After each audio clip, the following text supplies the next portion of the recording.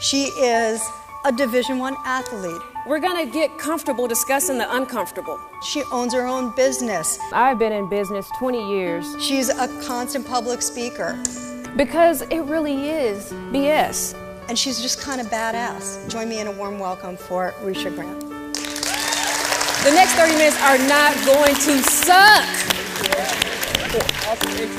So I'm a small town, divorced, ex-preacher's wife who comes from a loving but largely religious family.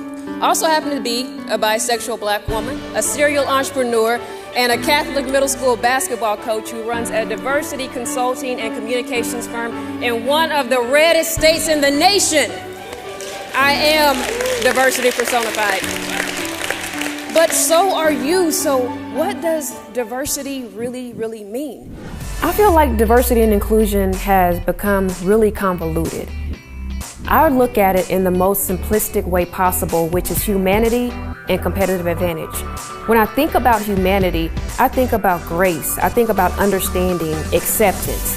When I think about competitive advantage, it takes me to the business side and how all of the diversity, the uniqueness of who you are brings together those diverse experiences where you create innovation for companies. You provide them with that competitive advantage based on your experiences.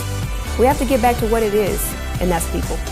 You have to allow people to be engaged. You can't just invite them. I mean, what does it really cost you to just be open for the next 30 minutes? What do you think causes division? Companies say all the time, we're having diversity problems, we need to bring you in. I'm the problem, you're the problem, we're the problem. All the bias that we bring to the table is the problem. Bias is something you can control. The only thing that I know for sure I can control is me. And we like to look at our organizations and say they need to do this and they need to do that, when really you need to work on yourself. It starts internally with you. If you will make the changes within yourself, that permeates to our companies, to our communities, and we begin to change. We can't wait on other people to change all the time. To put everybody in the box based on the actions of one or a few people, that's BS. That's wrong.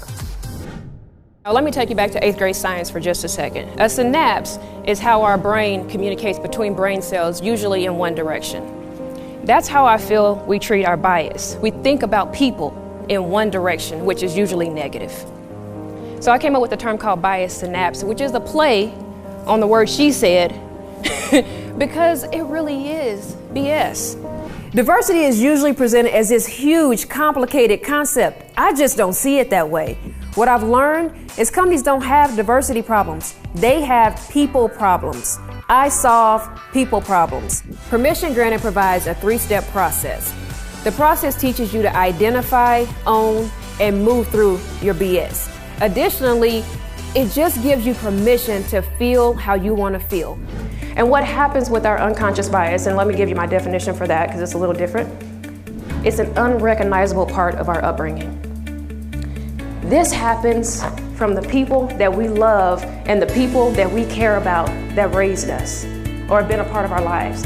When you learn about that stuff from people that you love and that you care about, you don't really question it too much. You know, I was taught, listen, when you're around white people, you need to dress better, speak better, you need to know more. All of these things still stick in my mind. And then you grow up and have your own personal experiences. Oh man, you mix your own stuff in with what people have already told you and it's a wrap, right? You have this distrust. Wrong or right, it's there. Stick with me here. Some of you may be thinking, man, what is up with her? She has a lot of problems. I might. I did Ancestry DNA a few months ago. Oh man. I'm 20% white. Oh, yes. I could not believe it. I get on the phone, start calling people, because that's a lot to me. I went to a dinner where we were invited to actually meet people that were different, and met this guy who has 666 tattooed across his forehead. That day, our newspaper ran an article that talked about removing, this tattoo parlor was going to remove gang-related or racist tattoos for free. I'm weighing in my mind, should I tell him, should I not? Maybe he wants to know. I'd want to know. You know, I'm going through this whole thing, so I said, oh, what the hell. Hey, did you read the paper today? Did you see that they're removing these tattoos? And he just laughed at me. He said, you're the 5th person today that's told me about that article. he began to share with me that the tat was actually rolling sixes, and it was a gang that he was in, and that he had gone to prison and done so much bad to so many people that now he had completely changed his life. He said, and other people in gangs, they see me living my life different. They know by this tattoo that I'm living my life different, and I've led so many people out of gangs. Wow. Forgive me. Forgive me. You know, it's like I made an assumption about you guys. And he's like, you're right, it's a high price to pay. And my kids have asked me to get rid of this tattoo. He said, but I think I owe this. And so, and I kept thinking, man, but you could get it right here and it'd be just as effective, right? Again, his business, not mine. But I just thought, man, I know you guys are wondering, like, where do you hang out? But yeah. So what I did with the transgender woman is that I asked her to go to lunch. And I spent 2 hours and said, hey, I just have questions. And it was not her responsibility to share that with me. It was not her responsibility to school me or educate me. But most people are willing to talk if you'll just take the chance to get to know them. When I started to play basketball, I absolutely hated it. Hated everything about basketball. But I had my older cousins that made me play. Well, I had one older cousin that began to take notice, saw me practicing. He began to work with me, taught me how to shoot the ball, taught me how to pass the ball.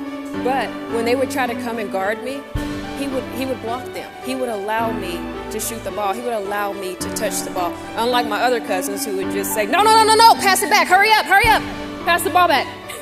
It was horrible. I parlayed that because he included me into a full scholarship to a Division I university. If you want to affect change in someone's life, you do that through inclusion. I just want to say there's no them, there's only us, all of us. That's it. Please don't allow your corporate culture to be at odds with the communities you serve, or most importantly, your employees. Permission granted to feel however you want to feel about issues surrounding diversity and inclusion, but get your bias synapse in check because it really is all bullshit. Thank you guys so much for having me.